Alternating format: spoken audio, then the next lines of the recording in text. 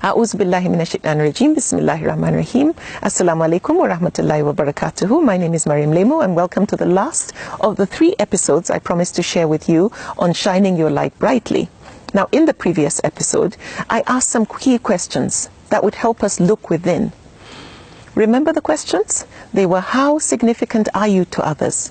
Is your presence felt? And will your absence be noticed? I also asked, who will cry when you die? And what will you be remembered for long after you are gone? I also said that as good as going to the mosque, fasting, going for umrah, attending Islamic functions are, they are so far from sufficient if nothing good comes out of us from it. However, let me ask you a few questions. Are you the one who, when people have a problem, they think of you? Are you the one whom, when people want advice, they come to you because of your wisdom? Are you the one who, when people want to settle a dispute, they come to you because of your sense of justice? When people are hurt and they need comfort, they come to you. Maybe they are grieving or they've gone through a divorce. Are you the one who mobilizes your friends so that you can handle the medical bill of somebody who cannot afford it? Are you joining hands with some friends to sponsor someone to get a better education or further their studies? Now remember this: the deeds loved the most by Allah are those that are done regularly, even if they are small. Now, we have enough ordinary people out there. I always say this: we have enough ordinary people out there doing ordinary things. Nothing. What we need is ordinary people doing small, extraordinary things. Now that would make you extraordinary. Are you the best neighbor in your neighborhood? Do you go and visit your sick neighbors regardless of their religion or where they come from, like the Prophet ﷺ did? Do you encourage peaceful coexistence amongst people, amongst your neighbors and other colleagues and so on?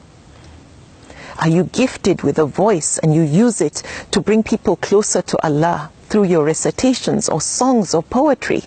Or do you share your knowledge and wisdom through lectures with people with humility? Or do you organize events where people can come and learn and grow? Or do you volunteer to help at events, functions, Islamic functions and so on, or at your local mosque or community center? Now, I was inspired when I traveled recently to give a lecture by a dynamic lady who had established what's called a street kitchen, where she feeds so many people without charging them a dime. And those people are both Muslims and non-Muslims. What I discovered from what she shared with me is that she had gone through a terrible divorce and was going through depression, and then she decided to do this. And the distraction has brought her so much fulfillment. To get away from the hurt, she turned her hurt into healing. And most importantly, she's being significant. There's no reward for being useful to others other than peace of mind and contentment. And the deeds loved the most by Allah are those done regularly, however small. Everything I've mentioned are small deeds. And don't forget, we have enough ordinary people out there doing absolutely nothing. We need ordinary people doing small, significant things. Do you volunteer to counsel teenagers or be a mentor to them?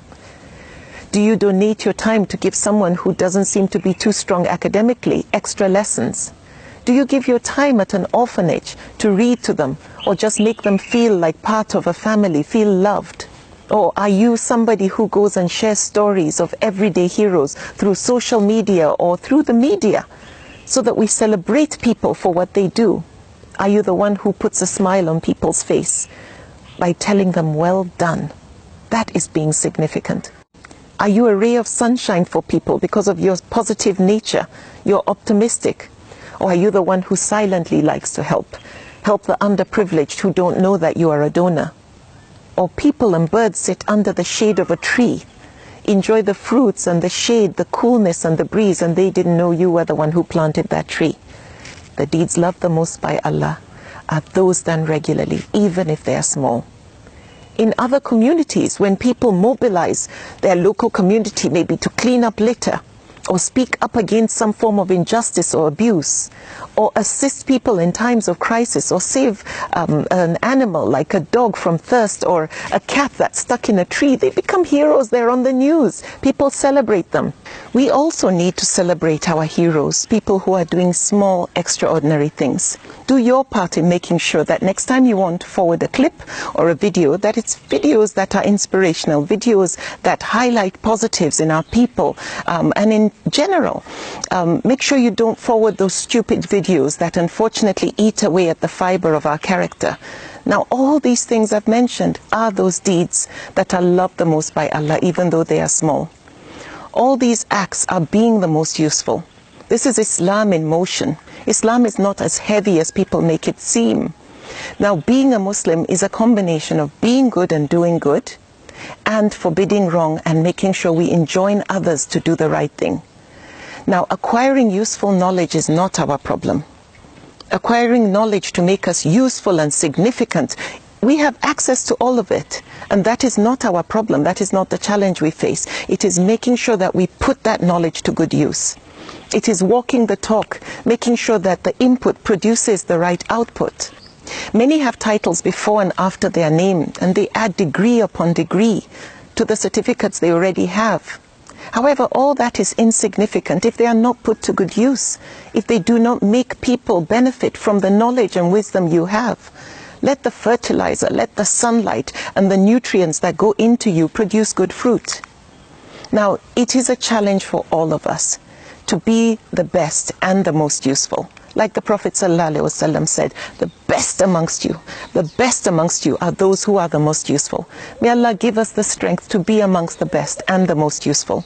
Now, all those people we admire, all those heroes we've talked about, they have something in common with us. We have the same 24 hours as they do. What separates ordinary from extraordinary is what they do with those 24 hours. How useful are you? What we need is individuals like you and me doing small, small good deeds, significant deeds that are loved the most by Allah. If you only live to be 30, 40 or 50, at least be significant. Focus on touching lives and being the most useful. Be better than 1 in a million, because there are millions that are doing absolutely nothing. What we need is ordinary people doing small, extraordinary things. Now, I've come to the end of this first series of my lecture, and I ask you please to forgive me if I've offended you in any way, and for wherever I've erred, I ask Allah to forgive me as well. May our future always be better than our past. May our 2 days never be equal in accomplishments, and may whatever we do serve as a witness for us in the life to come.